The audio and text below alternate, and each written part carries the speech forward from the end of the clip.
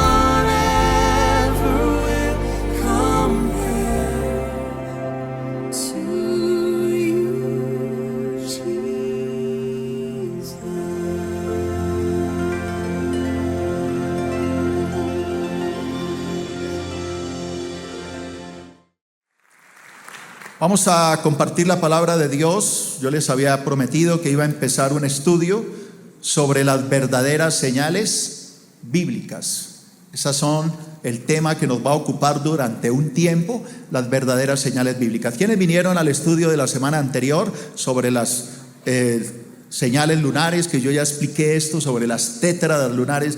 Así que en vista de esto vamos a hablar ahora de las verdaderas señales bíblicas. ¿Qué enseñó Jesús respecto a este tema? Mateo capítulo 24 versículo 1. Mateo 24, 1. Leemos la palabra en el nombre del Padre, del Hijo y del Espíritu Santo. Cuando Jesús salió del templo y se iba, se acercaron sus discípulos para mostrarle los edificios del templo. Quiero que le ponga mucha atención. Cuando Jesús salía, ¿de dónde? Del templo. Ya se iba. Los discípulos se acercaron y le mostraron los grandes edificios del templo. Respondiendo Jesús les dijo: ¿veis todo esto?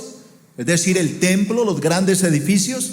De cierto os digo que no quedará piedra sobre piedra que no sea derribada.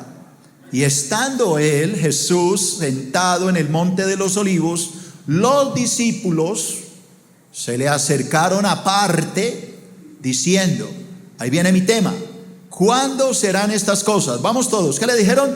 ¿Cuándo serán estas cosas? Esa es la primera pregunta. La segunda, ¿qué señal habrá de tu venida?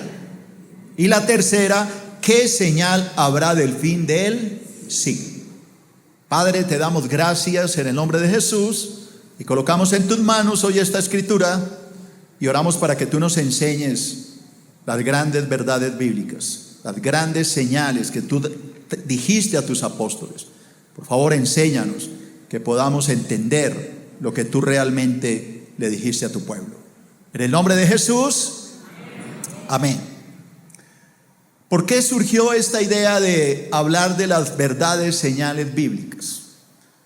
Pues como yo enseñé en 2 sermones, hay tanto alaraco por el cuento de las eclipses lunares que la gente anda confundida, y la razón, como yo les explicaba, es que la gente come mucho cuento pero poca Biblia.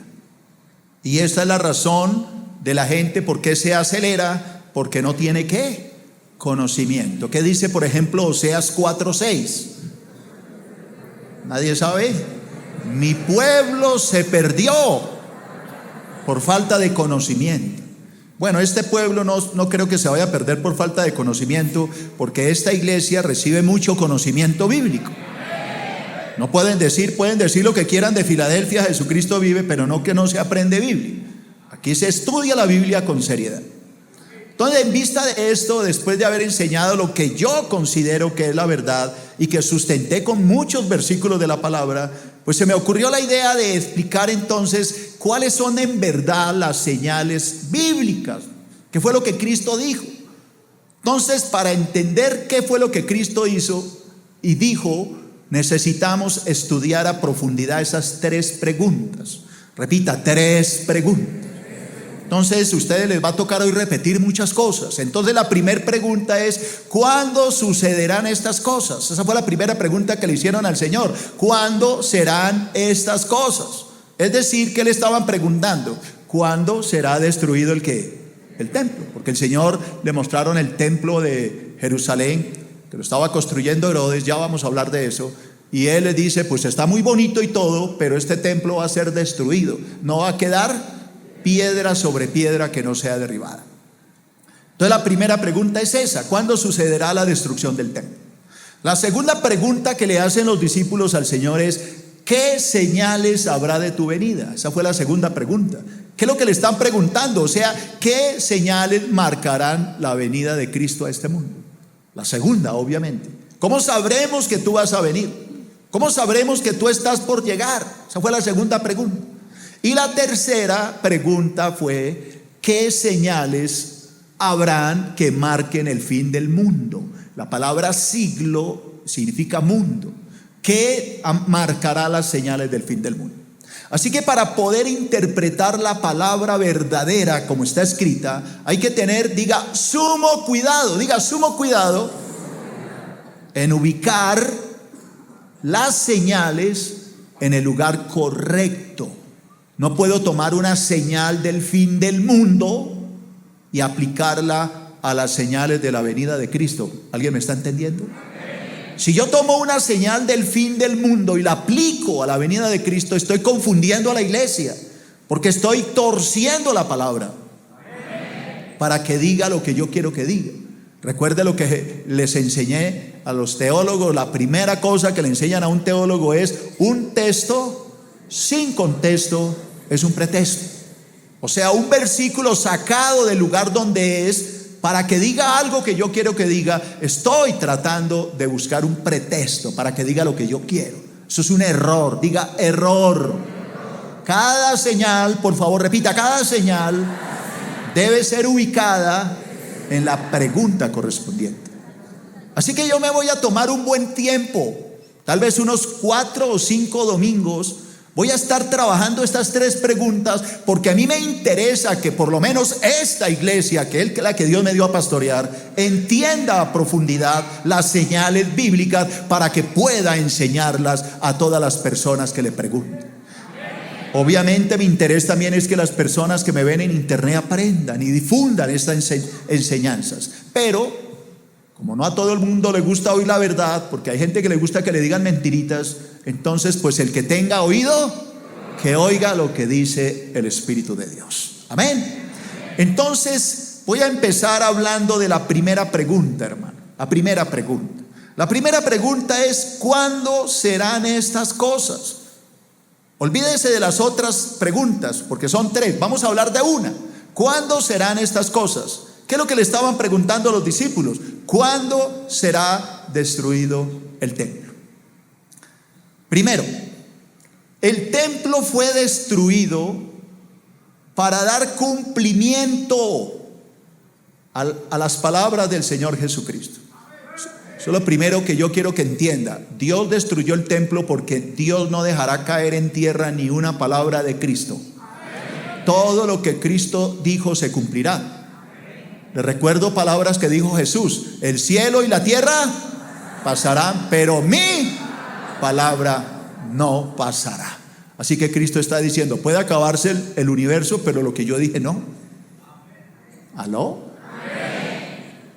Y ese mismo Cristo que dijo que no quedaría piedra sobre piedra, también dijo que vendría a recoger a su iglesia. Así que está por venir. Mateo 24, 1 y 2. Cuando Jesús salió del templo y se iba, Se acercaron sus discípulos para mostrarle los edificios del templo. Respondió él y les dijo: ¿veis todo esto? Sí, sí lo vemos. De cierto os digo que no quedará aquí piedra sobre piedra que no sea ¿qué? Derribada. Diga: el Señor dijo. Y lo que el Señor dice, ¿qué? Se cumple. Lo que el Señor dice, ¿qué? Se cumple. Entonces vamos a empezar a hablar un poquito del templo, de ese templo que Cristo estaba diciendo que se iba a acabar. Entonces, ¿dónde primero está ubicado ese templo? En la ciudad de ¿qué? Jerusalén. Voy a hacerles memoria a los que saben Biblia, y a los que no saben, pues vamos a enseñarles. Cuando Dios ordenó al pueblo de Israel salir de Egipto, porque eran esclavos, allá duraron 430 años como esclavos, Dios mandó un libertador que se llamó Moisés.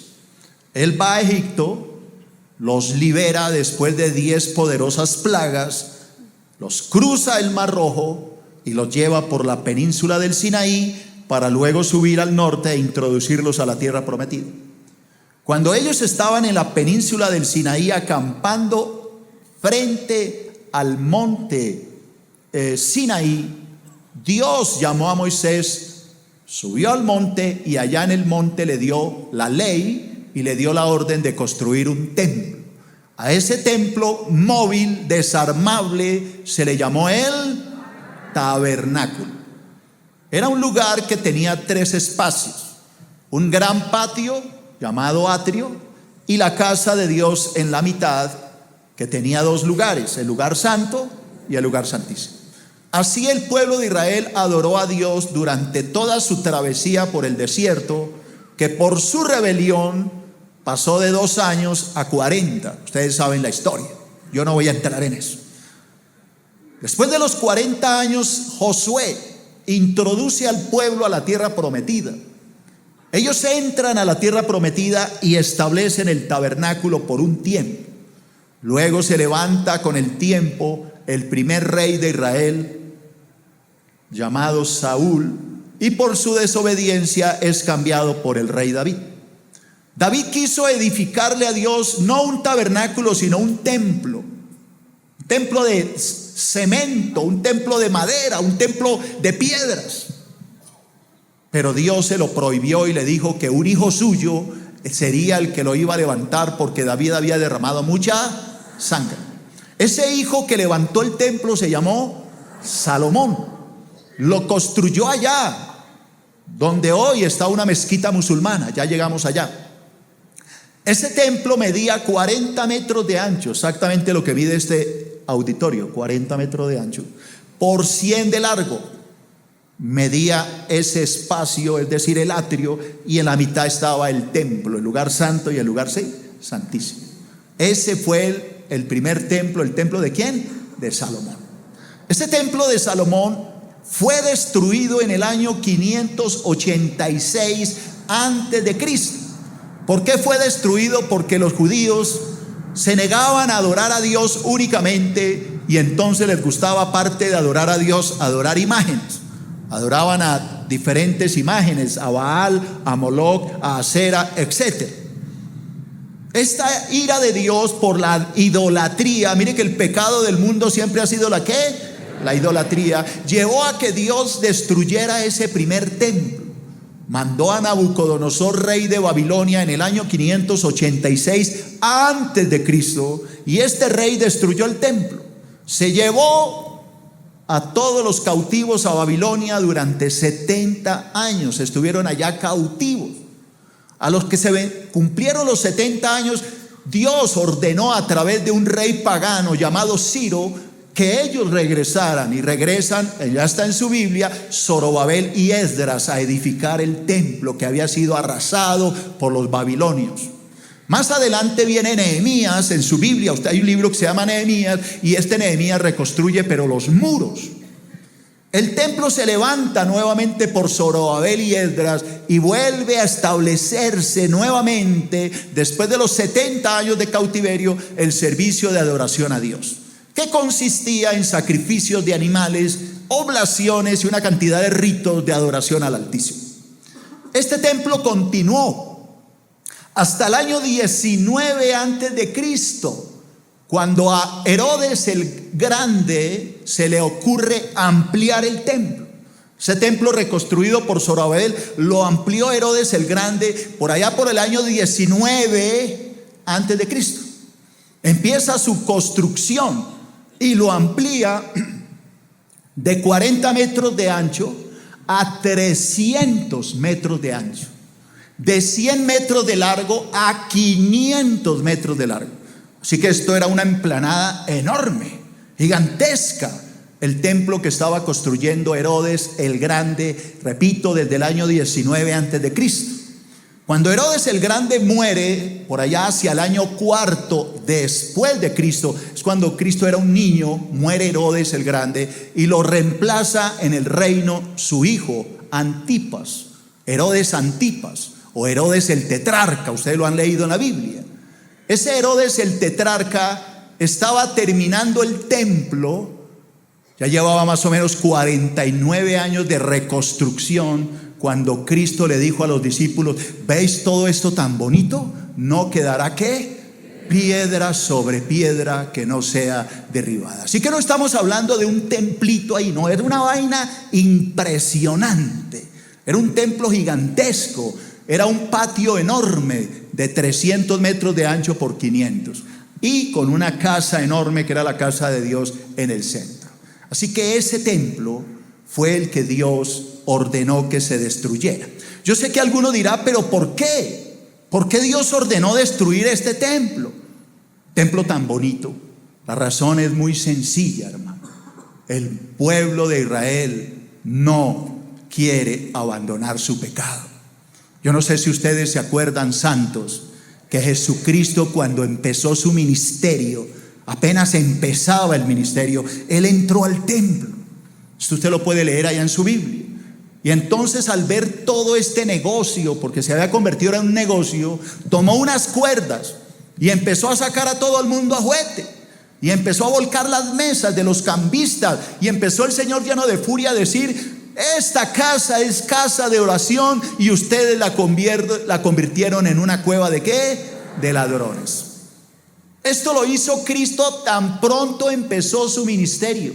Oiga, pasaron 3 años y 8 días antes de morir en la cruz, 8 días, Cristo tuvo que volver a entrar al templo y otra vez sacarlos a juguete, porque lo habían convertido otra vez en una cueva ¿de qué? De ladrones. Así que Dios estaba airado con este pueblo, porque adoraban a Dios, pero a la vez adoraban imágenes. Adoraban a Dios, pero robaban. Los sacerdotes eran paganos, los profetas profetizaban mentiras. A la gente, ¿cómo le fascina que le digan que todo está bien? Pues en esa época era igual. Los profetas le decían a la gente: no, todo es maravilloso, Dios te ama, Dios es lindo, Dios es precioso. La gente amaba a esos profetas. Pero cuando se levantaba un profeta que le decían: ustedes son unos pecadores, Dios va a destruir este templo porque ustedes no hacen más que pecar, entonces la gente los mataba. Por eso fue que Cristo lloró ese día sobre Jerusalén y dijo: Jerusalén, Jerusalén, que matas a los profetas y a los que te son enviados. ¿Cuántas veces quise juntaros como la gallina junta sus pollitos debajo de sus alas? Pero ustedes no quisieron. Por eso esta casa les va a quedar ¿qué? Desierta. No quedará piedra sobre piedra que no sea derribada. Ese templo enorme, Dios lo destruyó. Lo destruyó porque lo que Dios ordena se cumple, hermano. Y este templo ha estado arrasado hasta el día de hoy, porque la palabra de Dios dice que ese templo estaría bajo el dominio gentil hasta que el día de los gentiles se cumpla. Hoy en día, allá donde estaba ese hermoso templo, ahora hay una mezquita musulmana que adora a Alá y a su profeta Mahoma. Allá se adora un culto pagano, equivocado. Allá los judíos tienen que reconstruir el templo para cumplir la profecía que está ya en Ezequiel 40 al 47. Se hará así en la gran tribulación, antes no. Cuando el anticristo haga una alianza con Israel y les permita construir el templo. Si se hiciera ahorita, sencillamente se estallaría la tercera guerra mundial. En esa mezquita, la mezquita de la roca, la mezquita de la cúpula dorada que ustedes ven en las ¿cómo se llama? Postales. Allá se adora a un Dios que no es el verdadero. Se adora a Alá y a Mahoma como su profeta. A Cristo se tiene a un lado y a Dios menos. Pero Dios lo ha permitido para avergonzar a su pueblo, porque no conforme con la destrucción del año 586, volvieron a hacer lo mismo. Y en el año 70 de nuestra era, el general Tito, el general romano, que era el hijo de Vespasiano, el emperador, arrasó la ciudad y la destruyó, y no quedó piedra sobre piedra que no fuera derribada. Dios cumple lo que promete. Así que mi primer punto es: el templo fue destruido para dar cumplimiento ¿a qué? A las palabras del Señor Jesucristo. Leamos algunas cosas que ya les expliqué, pero si quieren tomar nota. Herodes el Grande comenzó la reconstrucción del templo en el año 19 antes de Cristo. Al morir en el año 4 después de Cristo, su hijo Herodes Antipas continuó la tarea. O sea, Antipas es el mismo tetrarca. Fue el mismo Herodes que fue cuando llevaron a Cristo, ese Herodes que quería ver milagros de Jesús. La reconstrucción del templo llevaba más de 40 años, casi 50, cuando el Señor Jesús anunció su total destrucción. El templo de Jerusalén fue destruido en el año 70 después de Cristo, dando cumplimiento a lo anunciado por el Señor Jesucristo. Hermano, ¿qué es lo que yo le quiero decir? Lo que le estoy diciendo es que lo que Cristo dice se cumple. Y así como Cristo dijo que el templo sería destruido, hoy le tengo una buena noticia. Jesús también dijo: no se turbe vuestro corazón. ¿Creéis en Dios? Creed también en mí. En la casa de mi Padre hay muchas habitaciones. Voy a ir a preparar lugar para vosotros, y cuando me fuere, volveré otra vez y los tomaré a ustedes, para que donde yo estoy, ustedes también estén. Aleluya, diga aleluya. Diga por favor: ninguna palabra dicha por Cristo caerá en tierra jamás. Todo lo que Él ha dicho se cumple. Segundo, la destrucción del templo se llevaría a cabo cuando el ejército enemigo rodeara a Jerusalén. Entonces le preguntan: bueno, Señor, pero ¿cuándo va a suceder? Tú dices que no va a quedar piedra sobre piedra, pero ¿cuándo va a pasar esto? Entonces, cuando el ejército enemigo ¿qué? Rodeara a Jerusalén. Lucas 21:20. Voy a leerlo de la Biblia lenguaje actual. Lucas 21:20. Cuando vean a los ejércitos rodear la ciudad de Jerusalén, sepan que pronto será destruida. Vamos todos, ¿qué fue lo que dijo Jesús? Cuando vean a los ejércitos rodear la ciudad de Jerusalén, sepan que pronto será destruida. Los que estén en la ciudad, ¿qué tienen que hacer? Salgan de ella. Los que estén en los pueblos de la región de Judea, por ahí cerquita, huyan hacia las montañas. Los que estén en el campo, no se les vaya a ocurrir regresar a la ciudad. En esos días, atención, Dios castigará a los desobedientes, tal como estaba anunciado en la Biblia, en las Escrituras. Las mujeres que en ese momento estén embarazadas van a sufrir mucho. Pobrecitas las que tengan hijos recién nacidos, porque todos en este país sufrirán mucho y serán castigados. A unos los matarán con espada, a otros los llevarán prisioneros a otros países. La ciudad de Jerusalén será destruida. Oiga, iglesia, la ciudad de Jerusalén será destruida y conquistada por gentes de otro país, es decir, gentiles, hasta que llegue el momento en que también esa gente sea ¿qué? Destruida, es decir, hasta el día de los gentiles. Estoy trayendo de diferentes versiones Un consejo a quienes les gusta estudiar la Biblia. El consejo que yo les doy es que si ustedes quieren entender mejor la Biblia, nunca lean solo una versión bíblica. Traducciones hay muchas. Tenemos la Biblia de las Américas, la Biblia Dios habla hoy, la Biblia del lenguaje actual, la NTV, la Reina Valera del 1995, la Reina Valera del 1960, etc. Así que yo les animo a que lean varias versiones, eso les amplía a ustedes el entendimiento. Hablemos un poquito de esto, iglesia. La profecía que Cristo dijo, anunció a sus discípulos. Les recuerdo que Cristo tenía más o menos 33 años cuando dio esta profecía. La dio faltando exactamente 8 días para ir a la cruz. Así que Cristo estaba anunciando lo que iba a suceder 37 años después, es decir, en el año 70. Esto que dijo Cristo no se cumplió inmediatamente. Pasaron 37 años y cuando llegó el año 70 se cumplió esto. Para poder entender un poquito esto es necesario entender por qué era lo que pasaba, qué llevó a los romanos a destruir a Jerusalén. Entonces, atención y tomen nota a los que les gusta la historia. Por allá por el año 6, cuando Cristo tenía 6 añitos, los judíos estaban desesperados por tanta opresión de los romanos, que los romanos los tenían de verdad castigados con tanto impuestos. Les tenían el 4 por 1000, el IVA, etc. Algo parecido, ¿no? El impuesto predial, el impuesto sobre la renta, el impuesto sobre las ventas, de todo. No, mentiras. Tenían una mano de impuestos y los tenían ahogados. Entonces, por allá, por esa época, repito, en el año 6, Jesús era un niño.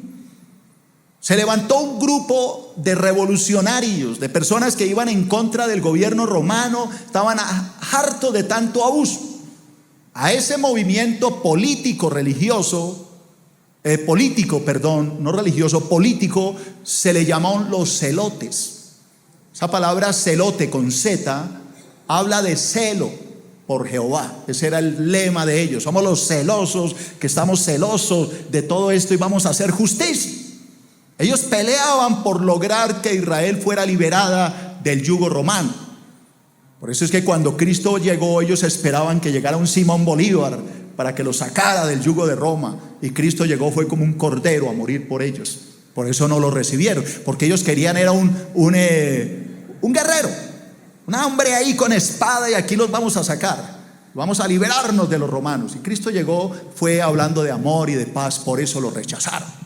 Así que en el año 6 se levanta un hombre. Por cierto, tenía un nombre como bien conocido, Judas de Galilea, o Judas el Galileo. Este Judas el Galileo, si ustedes han leído el libro de los Hechos de los Apóstoles, Gamaliel, en su defensa de los apóstoles, habló de él por allá en el capítulo 5 del libro de los Hechos. Habla de este Judas el Galileo. Esta revuelta que organizó Judas el Galileo por allá por el año 6 no funcionó, y el pueblo romano siguió esclavo de los romanos. Pero los años pasaron, Cristo creció, Cristo anunció la profecía, murió, fue al cielo, y pasaron 37 años y se levantó otros celotes. Ya obviamente pues Judas había muerto, se levantaron ya otros celotes. Juan, les voy a dar los nombres para los que les gusta la historia, se llamaba Juan de Giscala el primero, y el otro se llamaba Simón Bargiola. Estos dos eran como de estos revolucionarios que no se aguantaban más injusticia. Por allá por el año 66 organizaron unas guerrillas, como unos grupos revolucionarios en contra de los romanos. Este Juan de Gisgola y Simón Barsimón o Bargiola, como usted lo quiera llamar, Juan de Gisgola y Simón de Bargiola, bonitos nombres, ¿no? Organizaron estos grupos. También había en esa época el Sanedrín judío, dividió el país en 7 distritos militares, y a cada uno de estos guerrilleros los pusieron a dirigir un equipo, como una defensa contra los romanos. Uno de estos que fue llamado para defender al pueblo judío fue José ben Matillau, o José de Matías. Más adelante ustedes lo conocerán con este nombre, Flavio Josefo, que se convirtió en un gran historiador. Flavio Josefo, antes de ser el historiador, fue un defensor de los judíos. Allá estuvo batallando contra el imperio romano. Allá estuvo peleando en Galilea, que fue el sector que le dejó el Sanedrín, y batallando para defender sus derechos. Pero no pudieron enfrentar a tanto armamento. El armamento que los romanos tenían era impresionante comparado con los palos y espadas que podían tener los judíos.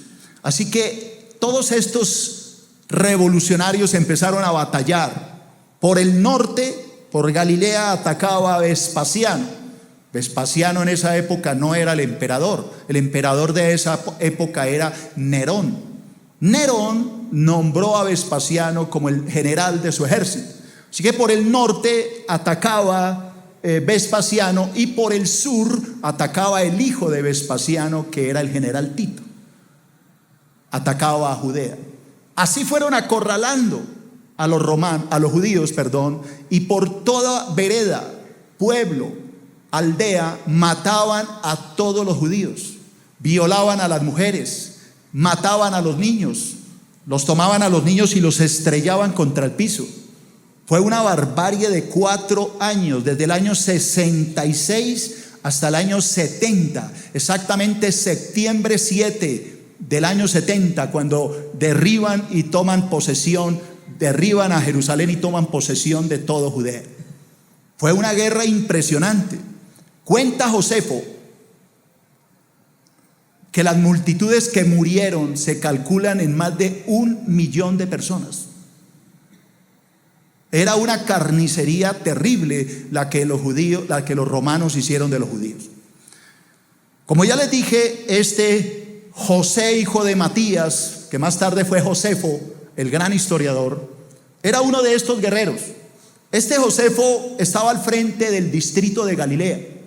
Allá llegaron los romanos a atacarlo y ellos se defendieron hasta la muerte. Todos los guerreros de Josefo murieron, solo quedó vivo él. La razón por la que él quedó vivo es porque él había predecido que en 47 días los romanos tomarían el poder, y así fue. Cuando Josefo fue llevado ante Vespasiano, Josefo le dijo a Vespasiano: usted va a ser emperador. Vespasiano le dice: está loco, para ser emperador se necesita haber nacido en la familia real. Por eso José fue tomado en el año 67 y llevado a la cárcel en Roma. Allá estuvo hasta el año 69 preso. En el año 69, cuando se cumple la profecía de Josefo y Vespasiano viene a ser emperador en lugar de Nerón, entonces Vespasiano recuerda esto y lo saca de la cárcel. Y Josefo se convierte en el gran historiador que todos conocemos. Bueno, los que les gusta estudiar, ¿no? Porque Josefo es el narrador de todos los acontecimientos que sucedieron en la época de Jesús.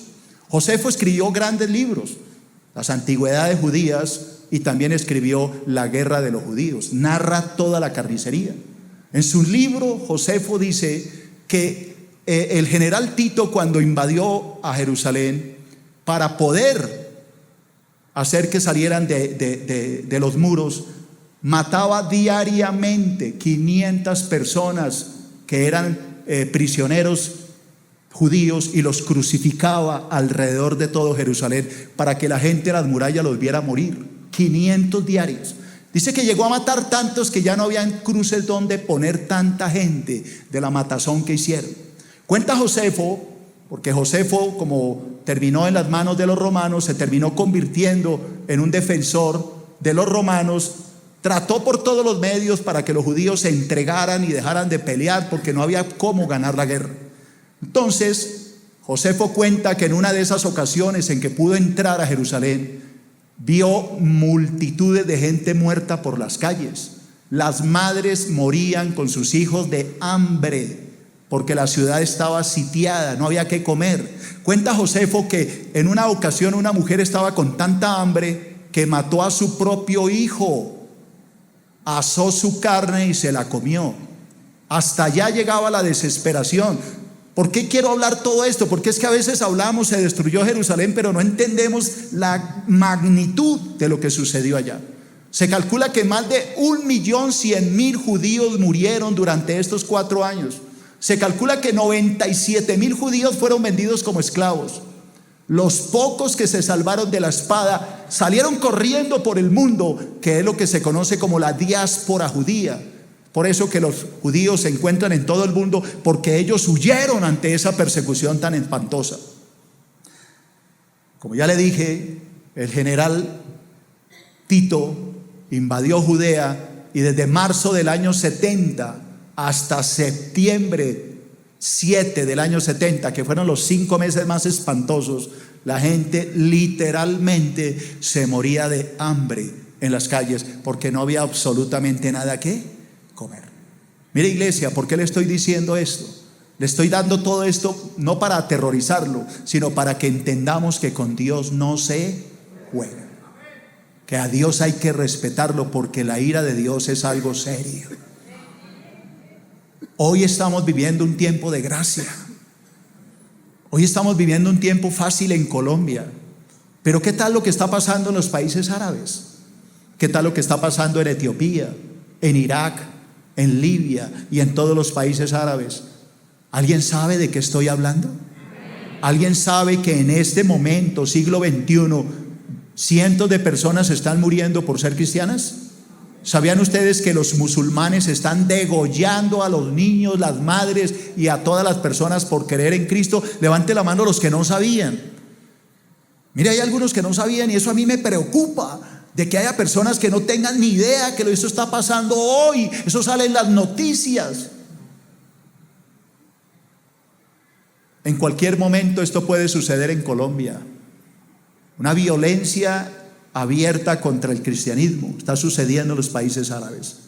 Y la gente dice, eso es por allá. Hermano, cuidado, porque la violencia puede traspasar ¿qué? Fronteras. Así que este terrible sufrimiento del pueblo romano fue debido a que el pueblo de Israel había enojado a Dios, a que el pueblo de Israel se había negado a adorar al verdadero Dios, a que el pueblo de Israel era un pueblo pagano, un pueblo que lo único que le gustaba era la idolatría. Por eso Dios los entregó a toda esta barbarie. Y tal como Cristo lo dijo, en el año 70, septiembre 7 del año 70, el pueblo de Israel cae bajo el yugo romano nuevamente. Ahora, no es que Jerusalén fuera por ahí una ciudad con unas parecitas, no. Jerusalén era una fortaleza. Jerusalén era una ciudad totalmente amurallada. ¿Quién ha ido alguna vez a Cartagena? Pues déjeme decirle que las murallas de Cartagena no es nada comparado con las murallas que tenía Jerusalén. Jerusalén estaba rodeado, atención, de 3 murallas. Para poder entrar a Jerusalén tenía que pasar 3 murallas. Las murallas tenían 23 metros de altura. La primera tenía 3 metros de grosor. La segunda 2 y la última 4 metros con 50 de grosor. Así que penetrar esa muralla no era fácil, pero cuando Dios habla, habla. Dentro de Jerusalén habían fortalezas. Estaba la fortaleza Antonia, que era una fortaleza impresionante con 4 torres de vigilancia impresionantes. La tumbaron. Estaba la fortaleza de Herodes, que era el antiguo palacio de Herodes, con 3 grandes torres, también fue derribada. Estaba la fortaleza del templo, porque el templo también era una fortaleza. Todas esas fortalezas cayeron. Aparte de eso, había una muralla que dividía la ciudad nueva con la antigua. La gente decía, esto es imposible, tomar a Jerusalén, pero cuando Dios habla, habla.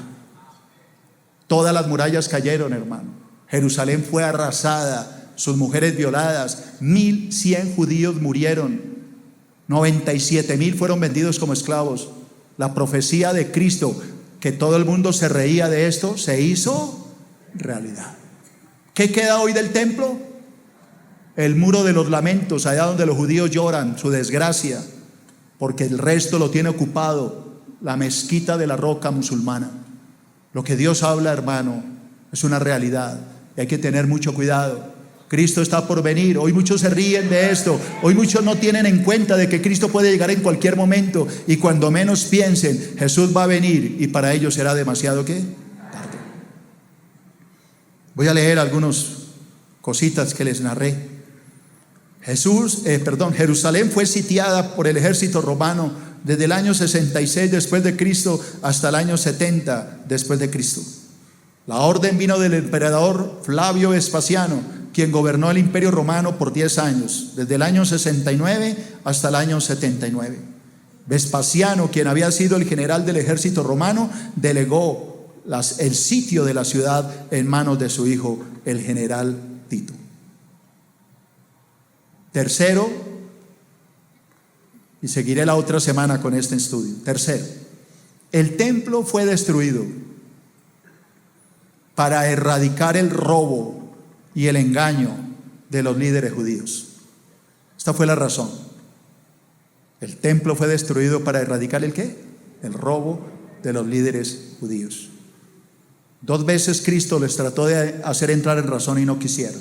Lucas capítulo 19 versículo 45. Lucas 19, 45.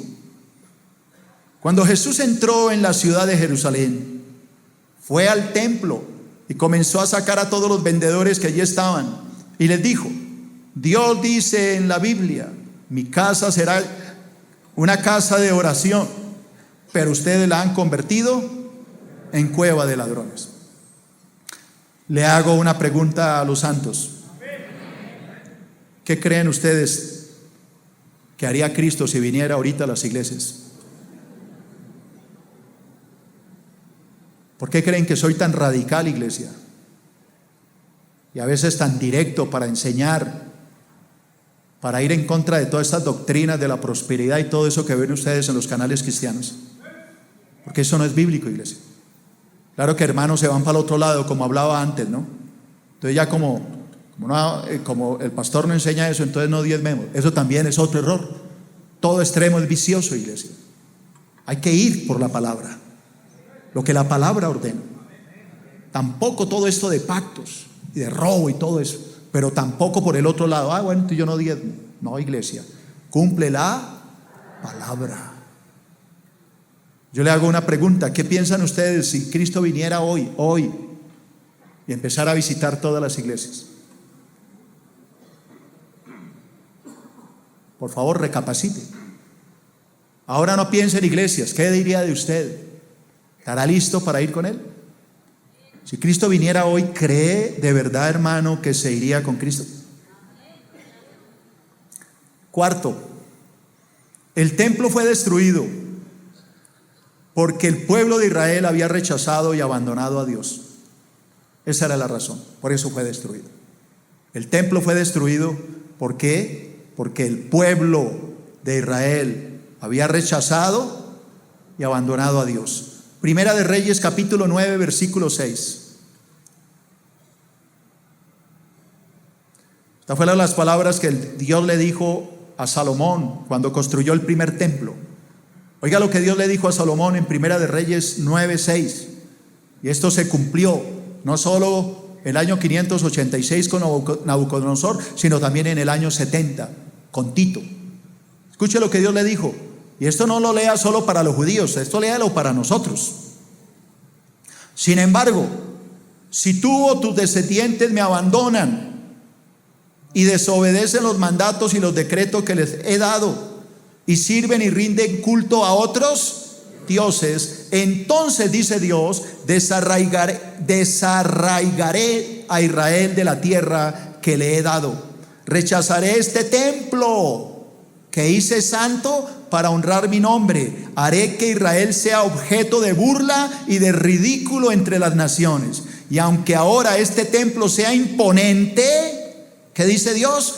Todos los que pasen por allí quedarán horrorizados, darán un grito ahogado a causa del horror. Preguntarán: ¿por qué habrá hecho el Señor cosas tan terribles a esta tierra y a este templo? Y la respuesta será: porque los israelitas abandonaron al Señor su Dios, quien los sacó ¿de dónde? de Egipto, quien sacó a sus antepasados de Egipto y rindieron culto a otros dioses, se inclinaron ante ellos. Por esa razón el Señor les envió tantas calamidades. Pregunto, ¿cuál ha sido la causa por la que este castigo vino tan severo? Primero, por la idolatría, y segundo, por tanto, robo, engaño de los líderes judíos. Siempre las causas han sido las mismas. El amor al dinero es el principio de todos los males, dijo Jesús. Siempre ha sido ese afán por enriquecerse lo que ha hecho que las iglesias se corrompan. Iglesia, sigamos trabajando la verdad y sigamos enseñando la verdad. Dios no nos ha mandado a acumular riquezas, porque de ellas no nos llevaremos ¿qué? Nada. Yo invito a todos los pastores que de pronto me están viendo a que reflexione, hermano, si de verdad está haciendo lo que Dios dice en su palabra, si de verdad el propósito de Dios es enriquecernos como pastores y llenarnos de lujos. Recapacita, porque hasta donde yo entiendo, siempre el castigo ha venido por esto. Han convertido mi casa en una cueva de ¿qué? De ladrones. Que Dios el Todopoderoso tenga misericordia de todas esas iglesias que se han desviado y que han cambiado la verdadera doctrina para hacer dinero. Que Dios tenga misericordia también de los hermanos que aman tanto el dinero que se olvidan de cumplir la palabra de Dios. No convirtamos el dinero en un ídolo, hermano. Hay gente que adora la plata. Hay gente que se acuesta encima y le da besos a la plata. La ama a unos papeles y se olvida del verdadero Dios. Cuando usted le da prioridad más a las cosas materiales, usted tiene otro Dios. Ese es su Dios. Que a veces la gente dice, no, pero es que gracias a Dios yo no soy idólatra. Estos son los del 20 de julio que son idólatras. De veras que no es idólatra, hermano. Usted es idólatra cuando usted roba a Dios, porque usted está demostrando que ama más el dinero que a Dios. Usted es idólatra cuando ama más a su esposo que a Dios. Por eso se quedó en la casa, porque su esposo llegó borracho. Entonces usted le está haciendo un caldito para levantarlo el guayabo. Usted ama más a su esposo que a Dios y tiene que decírselo hoy. Usted es idólatra cuando usted ama más a sus hijos que a Dios. Usted es idólatra cuando ama más el negocio. Usted, hermano, sí, ahorita está vendiendo, está registrando allá y me está viendo por internet, pero ese no es el derecho. Usted debe cerrar su negocio para venir y darle la gloria a Dios y después abrir su negocio. Eso es idolatría.